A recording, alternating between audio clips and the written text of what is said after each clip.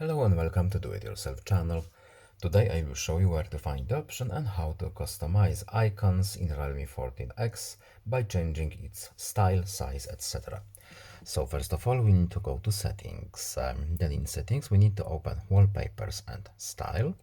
Then we need to go to the icons option here, and now we can change a few things. For example, we have a few presets icon styles here.